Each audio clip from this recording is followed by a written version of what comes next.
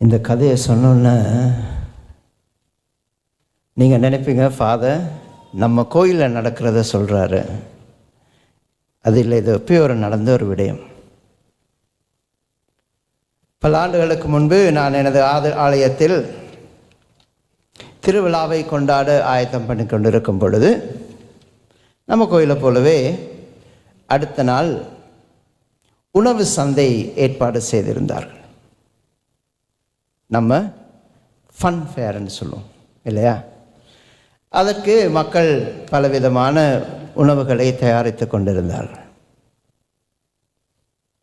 நானும் அவர்களோடு சென்று அன்றைய மாலை வேலை செய்துவிட்டு வீட்டுக்கு போகும் பொழுது ஒருவர் என்னை பார்த்து சொன்னார், ஃபாதர், நாளைக்கு காலையில் பார்க்கலாம்.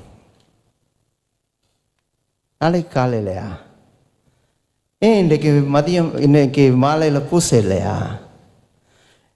இல்லை ஃபாதர், இன்றைக்கு ராத்திரியிலிருந்து ரொம்ப வேலை இருக்குது.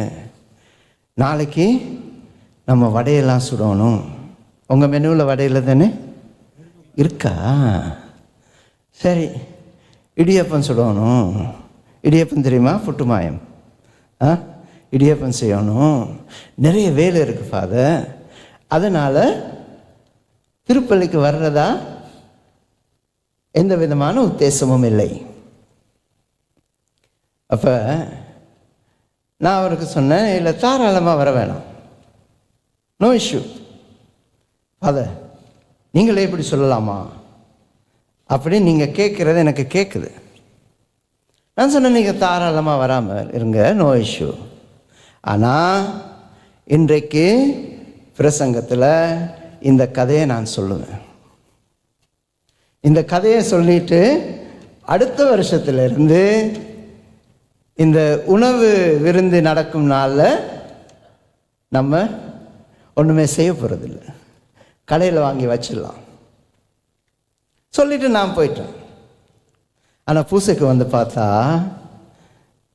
நான் எவ்வளவு பேரை எதிர்பார்த்தனோ அதை விட பல மடங்கு மக்கள் வந்திருந்தார்கள். எதற்கு வந்திருந்தார்கள் நினைக்கிறீங்க? இயேசுவை பெற வேண்டும், இயேசுவின் உடலை உட்கொள்ள வேண்டும், இறைவனுக்கு நன்றி செலுத்த வேண்டும் என்ற ஆர்வத்திலையா? இல்லை, இவர் ஒரு மார்க்கமான ஆள், பேர் வாரியாக சொல்லி விட்டுருவார், அதனால் நம்ம வர்றது பெட்டர். சில வேளைகளில் கிறிஸ்துவில் அன்புமிக்க சகோதர சகோதரிகளே, நாம் செய்வது சரியாக இருந்தாலும் நமது அவதானம் எங்கே செல்ல வேண்டும் என்பது பொறுத்துத்தான் நமது விசுவாசம் இருக்கின்றது. சில வேளைகளில் நாங்கள் வாசகங்களை வாசிக்கின்றோம், அதன் தாக்கம் நமக்கு புரிவதில்லை. முதல் வாசகம் ஐசோலேட்டட். அந்த வாசகத்தை மட்டும் நீங்கள் வாசித்தால் மிகவும் அற்புதமாக இருக்கும். முதல் வாசகம் எப்படி ஆரம்பிக்கின்றது? இஸ்ராயல் மக்கள் கூட்டமைப்பினர் அனைவரும் சீன் பாலை நிலத்தில் மோசேக்கும் ஆரோனுக்கும் எதிராக முணுமுணுக்கின்றனர். எதற்காக முணுமுணுக்கின்றார்கள்? இறைச்சி பாத்திரத்தின் அருகில் அமர்ந்து அப்பம் உண்டு நிறைவடைந்து எகிப்து நாட்டிலேயே நாங்கள் ஆண்டவர் கையால் இறந்திருந்தால் எத்துணை நலமாய் இருந்திருக்கும். இந்த பாலை நிலத்தில் நாங்கள் இந்த சபையினர் அனைவரும் பசியால் மாண்டு போகவா இப்பாலை நிலத்திற்கு நீரமை கூட்டிக் கொண்டு வந்தீர். அப்போ நம்ம கொஞ்சம் விஷுவலைஸ் பண்ணி பார்த்தா, பழைய சரித்திரம் தெரியாதவர்கள், ஹிஸ்ட்ரி தெரியாதவர்கள் இதை விஷுவலைஸ் பண்ணி பார்த்தா, இறைச்சி பாத்திரத்தில் அருகே அமர்ந்திருந்து நாங்கள் ரொட்டியுண்டு எவ்வளவு மகிழ்ச்சியாக இருந்திருப்போம். ரொம்ப அழகா இல்லை? ரொம்ப நல்லா இல்லை? ஆனால் உண்மையில் அங்கே நடந்தது என்னது? உங்கள் பையன் இல்லாதது நீங்கள் சொல்லிட்டீங்க. குட். எங்கே போனான் பையன்? வரலையா? ஓகே. அவர்கள் கஷ்டப்பட்டார்கள், அடிமையாக இருந்தார்கள். சும்மா எல்லாம் இல்லை. எத்தனை பேர் 10 கமாண்ட்மெண்ட்ஸ் பார்த்தீங்க? பார்க்கலையா? போய் பாருங்க பழைய படம் 10 கமாண்ட்மெண்ட்ஸ். கஷ்டப்பட்டு வேலை செய்யும் பொழுது அவர்கள் ஆறுதலாக இருக்க முடியாது. அவர்கள் அடிமைகளாக நடத்தப்படுகின்றார்கள். சரியாக வேலை செய்யாமல் இருக்கும் பொழுது சாட்டையால் அடிக்கப்படுகின்றார்கள். ஆனால் மக்கள் பசி என்று வரும் பொழுது அதை எல்லாத்தையும் மறந்துடுறாங்க. அவர்களுக்கு என்ன நினைவு வருகின்றது? சரி, நம்ம காலை நேரம் எல்லாம் முழு நாளும் வேலை செய்தாலும், அடிமைகளாக வேலை செய்தாலும், பின்னேறும் ஒரு ரொட்டி துண்டு கொடுப்பாங்க. அந்த ரொட்டி துண்டை சாப்பிட்டு விட்டு நாங்கள் சந்தோஷமாக இருப்போம். இந்த பாலை நிலத்தில் வந்து நாங்கள் இறப்பதற்காக எம்மை கூட்டி வந்து, இந்த பாலை நிலத்தில் எப்படி இருக்கிறாங்க? சுதந்திரமாக இருக்கின்றார்கள். அவர்களுக்கு ஏற்றபடி அவர்கள் வாழ முடிகின்றது. இறைவனை வழிபட முடிகின்றது. இறைவன் அவர்களுக்கு அனைத்தையும் கொடுக்கின்றார். யோசிச்சு பாருங்க, நமக்கு நடக்கும் இல்லை? நம்ம சாப்பாடு கொடுக்கும் பொழுது எப்பயுமே நேரத்துக்கு வந்து நேரத்துக்கு சாப்பாடு கொடுத்துட்டா எந்த விதமான பிரச்சனையும் இருக்காது. ஒரு 10 நிமிஷம் சாப்பாடு பிரமாதமாக வந்துட்டா ஜோ என்ன சொல்லுவார்? ஃபாதரே கடுப்பாயிடுவார். ரொம்ப கஷ்டமாக இருக்கும் இல்லையா? இறைவன் அந்த மக்களுக்கு, மோயிசனுக்கு சொல்கின்றார், உணவு கொடுங்கள். ஆனாலும் நாம் கவனிக்காத ஒரு விடயம் இருக்கின்றது. இறைவன் சொல்கின்றார், உணவை கொடுங்கள், ஆனால் அந்த மக்களை நான் டெஸ்ட் பண்ண வேண்டும், அவர்களை நான் பரிசோதிக்க வேண்டும், அவர்கள் எனக்கு விசுவாசம் உள்ளவர்களாக இருக்கின்றார்களா என்பதை நான் பார்க்க வேண்டும். எப்படி ஆண்டவர் பார்க்க வேண்டும் என்று சொல்கின்றார்? காலையில் மன்னா பொழியப்படும். மன்னா பொழிந்தவுடன் மக்கள் என்ன செய்ய வேண்டும்? அவர்களுக்கு தேவையான எல்லாவற்றையும் எடுத்து ஒரு கேபினெட் போட்டு பூட்டி வைக்கணும். அப்படியா? கொஸ்டின் சரியாக ஃபுல்லாக தெரியாமல் ஆமாம் சொல்லக்கூடாது. அப்படியா? இல்லை. அன்றாடம் அவர்களுக்கு எவ்வளவு தேவையோ அதுக்கு மேலே எடுக்கக்கூடாது. என்னால் 4 தோசை தான் சாப்பிட முடியுமென்னு சொன்னால் 4 சாப்பிடுவாரா? இவரெல்லாம் கூப்பிடக்கூடாது. அதெல்லாம் யோசிக்காதீங்க. என்னால் 4 தோசை தான் சாப்பிட முடியுமென்னு சொன்னால் நான் எவ்வளோ எடுக்கணும்? நாளைக்கு சேர்த்து 8 எடுத்து வைக்கலாம், நோ இஷ்யூ. ஆனால் 4 நன்றாக இருக்கும், மற்ற 4 கெட்டு போயிடும், சாப்பிட முடியாது. ஆண்டவர் சொல்கின்றார், அன்றன்றைக்கு அவர்களுக்கு என்ன தேவையோ அதை மட்டுமே அவர்கள் எடுக்க வேண்டும். நம்ம எல்லாம் மாடர்ன் டெக்னாலஜிலாம் சொல்கிறேன்ல, அவர் அப்போவே மாடர்ன் டெக்னாலஜி. கடவுள் எப்படின்னு சொன்னால், கடவுள் சொல்கின்றார், திங்கள், செவ்வாய், புதன், வியாழன், வெள்ளி, ஞாயிறு. அதற்கு தப்பாயிட்டோ? திங்கள், செவ்வாய், புதன், வியாழன், வெள்ளி, ஞாயிறு தினங்களில் அவர்களுக்கு தேவையான ஒரு நாளைக்குரிய உணவை எடுத்து வைக்கலாம். அப்போ ஓய்வு நாள் சனிக்கிழமை, ஞாயிற்றுக்கிழமை இல்லை, சரியா? அப்போ ஞாயிற்றுக்கிழமை, சனிக்கிழமைக்கு தேவையான, ஓய்வு நாளுக்கு தேவையான உணவை அவர்கள் எப்பொழுது எடுக்க வேண்டும்? வெள்ளிக்கிழமை. ஸோ வெள்ளிக்கிழமை அவர்கள் 2 மடங்காக எடுத்து வைக்கலாம், கெட்டு போகாது. இறைவன் எவ்வளவு அருமையாக மக்களை வழிநடத்தி இருக்கின்றார். ஒவ்வொரு நாளும் நீங்கள் எடுங்கள் என்று சொன்னால் அதில் ஒரு ஆள் வந்து கேட்டிருப்பார், அப்போ ஓய்வு நாளில் நம்ம வேலை செய்யணுமா? அதற்காக இறைவன் யோசித்து அந்த மன்னாவை வெள்ளிக்கிழமை கெடாத மன்னாவாகவும், மற்ற நாட்களில் அது எக்ஸ்பைரி டேட்டோடையும் இறைவன் கொடுக்கின்றார். மோயிசனிடம் இறைவன் சொல்கின்றார், அனைத்தையும் நானே கொடுப்பவன் என்பதை மக்கள் தெரிந்து கொள்ள வேண்டும், விசுவசிக்க வேண்டும் என்பதற்காகவே நான் இதை செய்கின்றேன். மன்னாவை இறைவன் சாதாரணமாக கொடுக்கவில்லை, மாறாக விசுவாசத்தை ஏற்படுத்தும் ஒரு உணவாக கொடுக்கின்றார். மன்னா சாதாரண உணவு அல்ல, அதன் மூலம் விசுவாசத்தை தூண்டும் ஒரு செயலை இறைவன் செய்கின்றார். விசுவாசம் என்ன? வானில் இருந்து இறங்கி வந்து உணவாக வருபவர் நானே என்பது. போன வாரம் நாங்கள் ஒரு நிகழ்ச்சியை பார்த்தோம். 6 ஒரே நிகழ்ச்சி 6 முறை நற்செய்திகளில் நமக்கு கொடுக்கப்படுகின்றது. ஞாபகம் இருக்குல்ல? ஒரே நிகழ்ச்சி 6 முறை கொடுக்கப்படுகின்றது. இருக்கிறது 4 நற்செய்தியாளர்கள். ஆனால் புதுசாக கேட்கறது போல பார்ப்பீங்க பாருங்க.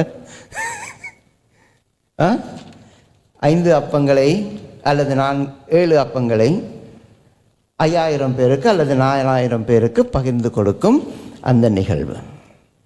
அந்த நிகழ்வை இயேசு செய்வது மக்களின் பசியை ஆற்றுவதற்காக அல்ல. பசியை ஆற்ற வேண்டும் என்று சொன்னால் இயேசு என்ன சொல்லியிருக்கலாம்? பிலிப்கிட்ட சொல்லி 5 பேரில் ஆர்டர் பண்ணியிருக்கலாம் இல்லையா? டெலிவர் பண்ணியிருப்பாங்க. குறைதா கூடுதா அது வேறு விஷயம். ஆர்டர் பண்ணியிருக்கலாம், கொண்டு வந்து கொடுத்துருப்பாங்க. ஆனால் இயேசு சொல்கின்றார், உங்களிடம் இருப்பதை நாம் பகிர்ந்து கொள்வோம்.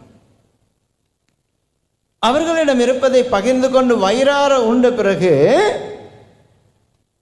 என்ன நடக்கின்றது? இன்றைய நிகழ்ச்சி நடக்கின்றது. இதை நான் சொன்னேன்ல, 6 வேர்ஷன் இருக்குன்னு சொல்லிட்டு. ஒரே நிகழ்ச்சி 6 வேர்ஷன் இருக்கு 4 நற்செய்தியாளர்களிடம். மற்ற 5 வேர்ஷன் அதை புதுமை என்று சொல்கின்றது.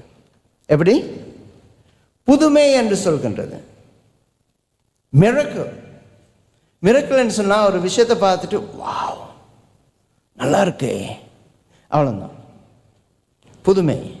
ஆனால் ஒரே ஒரு நற்செய்தியாளர் மட்டும் அதை அரும் அடையாளம் என்று சொல்கின்றார். The sign. சைன் என்று சொன்னால் அதை பார்த்துவிட்டு வாவ் என்று சொல்வது அல்ல, அதை யார் கொடுத்தார் என்பதை நாங்கள் உணர செய்வது அரும் அடையாளம். கொடுப்பதை நாங்கள் பார்ப்பதல்ல, கொடுப்பவரை நாங்கள் விசுவசிப்பது அருள் அடையாளம். இன்றைய நிகழ்ச்சியில் நம்ம மேலோட்டமாக பார்த்தால் நீங்கள் என்ன சொல்லுவீங்க? ஆஹா, மக்கள் இவர் விசுவாசமாக இருக்கிறாங்க இல்லையா? இயேசு அக்கறைக்கு போகும் முதலே மக்கள், ஒரு நற்செய்தியாளர் சொல்கின்றார், அவர்கள் ஓடிச் செல்கின்றார்கள். Running to the other side. ஓடிச் சென்று இயேசு வரும் முன்பு அவர்கள் அந்த அக்கறையை அடைந்து கேட்கின்றார்கள், நீங்கள் எங்கே போனீங்க? we were waiting for you. இயேசு கொஞ்சம் கண்டிப்பாக சொல்கின்றார், நீங்கள் என்னை தேடுவது நான் சொல்லும் நற்செய்தியை கேட்பதற்கு அல்ல, வயிறார உண்டதால் நீங்கள் மீண்டும் உணவை தேடுகின்றீர்கள். ஆனால் எனது கடமை உங்களுக்கு உணவு அளிப்பது அல்ல, உணவு அளிப்பதன் மூலமாக இறைவனுள் விசுவாசத்தை ஏற்படுத்துவது. மன்னாவை இறைவன் அப்படியே பொழிந்துட்டு போயிருந்தா அவர்கள் நன்றியோடு இருந்திருப்பார்கள். எவ்வளவு காலம்? கொஞ்ச காலம். அருள் ரொம்ப அழகா பதிலுரை பாடல் பாடினார். எதை பற்றி பாடினீங்க? அதை நோட்ஸ் பண்ணிட்டு தான் நான் பார்த்துட்டு இருந்தேன். மன்னாவை பற்றி பாடினீங்க இல்லையா? குட், நல்லவர். அந்த பதிலுரை பாடலில் சொல்லப்படுகின்றது, வாவ் எத்தனை அருமை, இறைவன் நமக்கு வானில் நின்று உணவு கொடுத்தார், பசியா இருந்த எம்மை இறைவன் நாள்தோறும் புசிக்க பண்ணினார். நல்லா இருக்குல்ல? ஆனால் இதே மக்கள் ஒரு காலத்தில் மோயிசனை பார்த்து முணுமுணுப்பார்கள். இன்றைக்கு முணுமுணுத்தது அல்ல, இன்றைக்கு முணுமுணுத்தது சாப்பாடு இல்லைன்னு சொல்லிட்டு. திருப்பி ஒரு நாளைக்கு அவர்கள் முணுமுணுப்பார்கள். அதே தோசையா, அதே இட்லியா, அதே சாம்பாரா, அதே பிரியாணியா? மக்கள் அதே மன்னாவா என்று இறைவனை பார்த்து முணுமுணுக்கின்றார்கள். அவர்களது விசுவாசம் அவ்வளவுதான். கிறிஸ்துவில் அன்புமிக்க சகோதர சகோதரிகளை, 2 வாசகங்களிலும் மக்களது விசுவாசம் மிகவும் குறுகிய கால விசுவாசமாக நாங்கள் பார்க்கின்றோம். இறைவன் எவ்வளவுதான் மக்களை பாதுகாத்து வழிநடத்தி வந்தாலும் நமது விசுவாசம் மிகவும் குறுகிய கால நிலை அற்ற விசுவாசமாக இருப்பதை நாங்கள் பார்க்கின்றோம். இது பழைய ஏற்பாட்டு காலத்திலிருந்து, இயேசுவின் காலத்திலிருந்து இன்றைய காலம் மட்டும் நடந்து கொண்டிருக்கின்றது. இன்றைக்கு காலையில் கூட ஒரு ஆள் நம்மகிட்ட கேட்டார், ஃபாதர், மற்ற எல்லோரும் மன்றாடும் செபங்கள் அவர்களுக்கு கொடுக்கப்படுகின்றது, நான் கேட்கறது மட்டும் ஏன் இல்லை கொடுக்கப்படுகிறது இல்லை? நம்ம எப்படியுமே அப்படி தான் நினைப்பேன் இல்லை? எல்லாரும் கேட்கறது இறைவன் கொடுக்கின்றார், ஆனால் நான் கேட்கறது மட்டும் இறைவன் கொடுப்பது இல்லை. அது ஒரு ஆள் சொன்ன. இன்னொரு ஆள் செபத்தை பற்றி பேசிக்கொண்டிருக்கும் பொழுது சொல்கின்றார், செபம் 2 வகைப்படும். ஒன்று இல்லை இல்லை இல்லை இல்லை இல்லை இல்லை என்று இறைவனிடம் நாம் கெஞ்சி கேட்டுக்கொண்டிருப்பது. இன்னொன்று, நாம் ஒரு நிலையை அடைந்த பிறகு நமது செபம் இரங்கல் செபமாக இருக்கப் போவதில்லை, நமது செபம் கேட்கும் செபமாக இருக்கப் போவதில்லை. நமது செபம் எப்பொழுதும் நன்றி செபமாகத்தான் இருக்கும். ஏனென்றால் நான் கேட்கும் முன்பே இறைவன் எனக்கு அனைத்தையும் கொடுத்து விட்டார் என்பதை நான் நினைத்து கொள்ள வேண்டும், நான் அனுபவிக்க வேண்டும். அதை அனுபவித்தால் நாம் இறைவனிடம் எதையும் கேட்க வேண்டிய அவசியம் இல்லை. அதைத்தான் மிகவும் தெளிவாக இன்றைய வாசகத்தில் இயேசு கூறுகின்றார். நீங்கள் எனது உடலை உண்டால் உங்களுக்கு பசி எடுக்காது. கிணற்றடியில் இருக்கும் அந்த பெண்மணியை பார்த்து இயேசு சொல்வார், நீங்கள் நான் கொடுக்கும் நீரை பருகினால் உங்களுக்கு தாகம் வராது. அதுக்கு அந்த பெண்மணி என்ன சொல்லுவாங்க? ஐயா, அந்த நீரை எனக்கு கொடும். ஐயா, இன்றைய வாசகம், ஐயா அந்த உணவை எனக்கு கொடும். ஆகவே நான் மீண்டும் பசியா இருக்க வேண்டிய அவசியம் இல்லை. இயேசு என்னில் நிறைந்தால், இயேசுவின் அந்த வாழ்வு என்னில் நிலைத்திருந்தால், கிறிஸ்துவில் அன்புமிக்க சகோதர சகோதரிகளே, நான் இறைவனிடம் எதையும் கேட்பதற்கு அவசியம் இல்லை. வெள்ளிக்கிழமை இல்லாட்டி வியாழக்கிழமை எத்தனை பேர் வந்தீங்க? நம்ம கோயிலில் ஒரு நிகழ்ச்சி நடந்தது.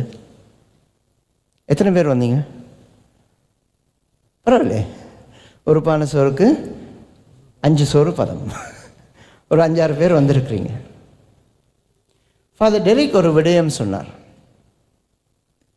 ஃபாதர் டெரிக் ஒரு விடயம் சொன்னார். அதாவது, இறைவன் என்னில் நிலைத்திருந்தால் கஷ்டங்கள் கூட இன்பமாக மாறும், துன்பங்கள் கூட இன்பமாக மாறும். புனித பிரான்சிஸ் அசிசியார் ஒரு காலத்தில் தொழுநோயாளர்களை பார்த்தால், தொழுநோயாளர் பார்த்துருக்குறீங்க? பார்த்துருக்குறீங்களா? சில பேர் பார்த்துருக்குறீங்க. தொழுநோயாளர் பார்த்தால் அருவருப்பாக இருக்கும், கிட்டலாம் போக முடியாது. தொழுநோயாளர்களை பார்த்தார். அவர் சொன்னார், ஒரு காலத்தில் அது அருவருப்பாக இருந்தது, ஆனால் இறை இயேசுவின் அன்பால் நான் நிறைவடைந்த பிறகு, இறைவன் என்னை நிறைவு செய்த பிறகு, தனது பிரசன்னத்தால் அந்த தொழுநோயாளர்களை பார்ப்பது எனக்கு இனிப்பாக இருக்கின்றது. What has nauseated me has become sweet to me. ஒரு காலத்தில் அருவருப்பாக இருந்தது, இப்பொழுது மிகவும் சுவையானதாக இருக்கின்றது. புனித பிரான்சிஸ் அசிசியார் தனது கைகளில் கால்களில் விழாவில் 5 காயங்களை பெறுவதற்கு காரணம், இறை இயேசுவின் அந்த துன்பம் அவருக்கு இன்பமாக மாறியதால். நமது வாழ்வில் வரும் துன்பங்கள் இன்பமாக மாற வேண்டும் என்று சொன்னால் நாம் என்ன செய்ய வேண்டும்? இறை இயேசுவால் நிறைவடைய வேண்டும். இறை இயேசுவால் நானும் நீங்களும் நிறைவடைய வேண்டும் என்று சொன்னால் 2 விடயங்கள் மட்டுமே நமக்கு தேவைப்படும். அந்த 2ஐயும் நீங்கள் அன்றாடம் செய்து வந்தால் நீங்கள் இறைவனால் நிறைவுபட்டிருப்பீர்கள். என்ன 2 விடயம்? ஒன்று, இறை வார்த்தையால் நீங்கள் நிறைவு பெற வேண்டும். கோயிலுக்கு வர முடியலையா? டோன்ட் வரி, இறை வார்த்தை ஆப் டவுன்லோட் பண்ணுங்க, பைபிள் டைரி எப்பயும் வச்சிருங்க. இல்லாட்டி வேறு ஏதாவது அருள் வாக்கு ஏதாவது ஒரு ஆப் டவுன்லோட் பண்ணுங்க. ஒவ்வொரு நாளும் இறை வார்த்தைக்கு செவிமடுங்கள். ஒவ்வொரு நாளும் இறை வார்த்தைக்கு செவிமடுங்கள். 2வது, அதுக்கு நீங்கள் கோயிலுக்கு வந்தாகணும். ஒன்றும் செய்ய முடியாது. அப்படி இல்லை, உங்களுக்கு கோயிலுக்கு வர முடியாட்டி இன்னொரு விஷயம் பண்ணலாம். என்ன செய்யலாம் டொமினிக்? 5 பேர் இன்று புதிதாக தமது நற்கருணை ஊழியர்களாக வாக்கு கொடுக்கின்றார்கள். அவங்களுக்கு கால் பண்ணி சொல்லலாம், என்னால் கோயிலுக்கு வர முடியலை, வீட்டில் ராவன் போட்டுட்ருக்காங்க, ராயனா போட்டுட்ருக்காங்க, பார்க்கணும், கொண்டு நற்கருணை கொடுக்க முடியுமா? அவர் சந்தோஷமாக கொண்டு கொடுப்பார். ஒவ்வொரு நாளும் நற்கருணையை பெற்றுக்கொள்ளுங்கள். ஒவ்வொரு நாளும் பெற்றுக்கொள்ள முடியலையா? இது ஒரு குருவாக நான் சொன்னால் புனித ஜோன் மேரி வியானி கனவுல எனக்கு அடிப்பார். ஆனாலும் சொல்கிறேன், என்ன செய்கிறது? முடியாத பட்சத்தில் சொல்கிறேன். ஒவ்வொரு நாளும் வர முடியவில்லையா? வாரத்திற்கு அட்லீஸ்ட் 2 நாட்களாவது திருப்பலிக்கு வாருங்கள்.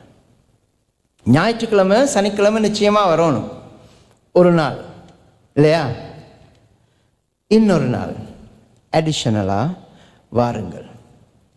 நான் இன்னொரு 10 வருஷம் உங்களோடு இருந்தால் ஒவ்வொரு வருஷமும் ஒவ்வொரு நாளை நான் கூட்டிக் கொண்டு இருப்பேன். அப்போ 7 வருஷத்தில் எப்படி இருக்கும் சிலபஸ்கோ? 7 வருஷத்தில் ஃபுல் ஆகிடும். அப்போ தமிழ் மக்கள் ஒவ்வொரு நாளும் நீங்கள் திருப்பலிக்கு வந்தால், லேடி ஆஃப் லூர்ட்ஸில் இப்போ நடக்கிறது இங்கே நடக்கும். அங்கே என்ன நடக்குது லேடி ஆஃப் லூர்ட்ஸில்? ஒவ்வொரு நாளும் தமிழில் திருப்பலி நடக்கின்றது. 4 நாள் கொடுத்துருக்கே பெரியவர் மூக்கால் அழுதுட்டு இருக்கிறார். ஆனால் நீங்கள் தமிழ் மக்கள் ஒவ்வொரு நாளும் திருப்பலிக்கு வந்தால், இன்னும் 7 வருஷத்தில், இப்போ இல்லை, இன்னொரு 7 வருஷத்தில் ஒவ்வொரு நாளும் நீங்கள் திருப்பலிக்கு வந்தால், அன்றாடம் தமிழில் திருப்பலி நாம் ஒரு காலத்தில் இந்த ஆலயத்திலே ஒப்பு கொடுக்கலாம். இது எனது கனவு அல்ல, இது எனது கனவு அல்ல. இப்போ ஒரு 2-3 மாதங்களுக்கு முன்பு அல்லது ஒரு வருஷத்துக்கு முன்பு இளைஞர்களிடம் கேட்ட பொழுது, எத்தனை பேருக்கு ஞாபகம் இருக்கோ தெரியாது. அந்த சொன்ன இளைஞனுக்கு ஞாபகம் இருக்கோ, இளைஞிக்கு ஞாபகம் இருக்கோ எனக்கு தெரியாது. ஒரு இளைஞி சொன்ன வசனம், எமது தமிழ் மக்களால் இந்த ஆலயம் நிரம்பி வழிய வேண்டும். இந்த ஆலயத்தில் தமிழ் திருப்பலி ஒப்புக் கொடுக்கும் பொழுது நமது மக்கள் முழுதுமாக இந்த ஆலயத்தை நிரப்பும் ஒரு நாள் வரும் என்பது எனது கனவு என்று ஒரு இளைஞி சொன்னதாக எனக்கு ஞாபகம். அப்படியா கென்னடி? ஆமாவா இல்லையா? ஆமாம். ரொம்ப சோகமாக ஆமாம் சொல்கிறேன். இந்த வருஷத்துக்கு நம்ம ஒரே ஒரு விஷயம், 2 நாள் இயேசுவை ஒவ்வொரு நாளும் அட்லீஸ்ட் 2 நாட்கள் நாங்கள் திருவிருந்தில் பெற்றுக்கொண்டால், இயேசுவின் வார்த்தையை இதில் கம்ப்ரமைஸ் இல்லை, ஒவ்வொரு நாளும் நாங்கள் இயேசுவின் வார்த்தைக்கு செவி கொடுத்தால் நாங்கள் இயேசுவினால் நிரம்ப பெறுவோம். இயேசுவினால் நிரம்ப பெற்றால் இயேசு கூறும் வார்த்தை நமக்கு, நீங்கள் பசியாய் இருக்க மாட்டீர்கள், நீங்கள் தாகமாய் இருக்க மாட்டீர்கள். ஏனென்றால் இறைவனின் பிரசன்னத்தால் நாங்கள் ஒவ்வொருவரும் நிறைந்திருப்போம். எமக்கு கவலைகள் இருக்காது, கஷ்டங்கள் இருக்காது. இன்பம் இறைவனில் மகிழ்ச்சி மட்டுமே இருக்கும். இந்த வரத்தை இறைவன் ஒவ்வொருவருக்கும் ஒவ்வொரு குடும்பத்தினருக்கும் கொடுக்க வேண்டும் என்று சொல்லி இன்றைய நாளிலே இந்த திருப்பலி வேளையிலே நாங்கள் மன்றாடுவோம்.